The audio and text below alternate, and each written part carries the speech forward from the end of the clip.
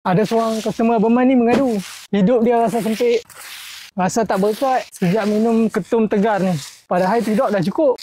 Otak rasa serabut. Semangat jadilah. Macam ada benda yang sekat semua rezeki baik yang nak mai. Okey, kalau kita tengok balik, tu semua bukan saja. Tu sebab racun ketum ni dah lama duduk dalam badan. Dia rosakkan tenaga dalaman dan dia tutup pintu keberkatan. Dia ibarat kita kufur nikmat sihat yang Tuhan bagi. Badan kita ni abang-abang, amanat dan pinjaman Tuhan je. Kita kena jaga elok-elok. Bila kita minum ketum, kita ibarat musnahkan badan kita sendiri. Tapi abang-abang faham, bukan senang nak berhenti. Selain daripada niat hang tu, kita kena ada satu benda yang boleh bantu hang untuk hang berhenti. Macam Abang Man, petua Abang Man Almal herba akar kayu. Sebab itulah ada jus 1000 hijrah ni. Jadi hampa dah tak payah susah-susah dah nak pergi cari herba akar kayu sendiri. Abang Man dah carikan untuk hampa. Abang Man dah buh dalam jus ni untuk hampa minum dan bantu hampa berhenti daripada ketum. Jadi hampa boleh cuba yang ni dulu. Biasalah, semua dalam hidup ni semua kena ada proses. Ini hanya untuk bantu hang untuk hilangkan sakit-sakit badan hang, untuk kurangkan ketagihan hang, untuk buat hang tidur tiap-tiap malam. Jadi, kalau hang berminat, hang boleh dapatkan jus 1000 hijrah ni sekarang.